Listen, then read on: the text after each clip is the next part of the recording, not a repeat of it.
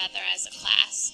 So today we're going to practice some of these things to have a collaborative discussion about Chuck Everlasting. If someone says something that you agree with or disagree with, you can use those words to link your ideas together. You can say, I agree, or what about this? So you're going to use all the things that you just talked about to have a really good discussion about our book, okay? Before we started the eliciting evidence section, I kind of went over the success criteria again and told them specifically what kinds of things would help them meet those success criteria. I am going to post a question up here, and you guys are going to have a really good collaborative discussion about this question. And then I gave them the first question, and they were able to kind of try that out with that in the back of their mind. I'm going to give you just a couple of minutes to talk about it, and then we're going to check in on how we're doing, if we're asking each other questions, if we're linking our ideas to each other.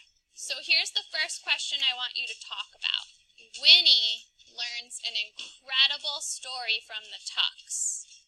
How would you have felt about it? What would you have done? I'll probably wait till I'm like 20 so I can spend the rest of my time with my family. And then while I drink the water, I can spend time with those people so I still have time with my family. I'd actually probably want to do that too because I want to see other things. While they were discussing the questions, I walked around and wrote down evidence that I saw of them using the success criteria. Yeah, like I just stay till I was older and then go back and drink the water. So the worksheet that I had, it just had blank boxes for me to fill in the kids' names because I didn't know who I was going to see at what point. And then it had a column for each of the success criteria that I was looking for. If kids were linking their ideas to other kids' ideas, if they were asking each other questions about their ideas, and then just a blank box for comments or anything else I wanted to write in there. All right, so here's our next question. May Tuck says that the spring is a big, dangerous secret. Do you agree?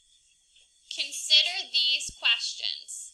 What might happen if the secret was revealed to the public? How would people's lives be changed for the better or worse? How would society be affected? You would still live, but it would be really sad. I agree with that because people might not think about that when they just drink it.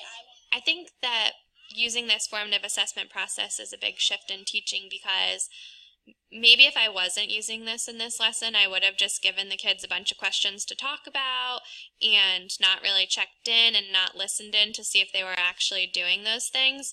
But I think it'll also shift into not only this small part of the day, but when they're having any kind of discussion, which was what I had focused on, they're going to be thinking about those things in the back of their mind. I think if the secret was revealed, everyone would take a drink and no one would ever die. I agree.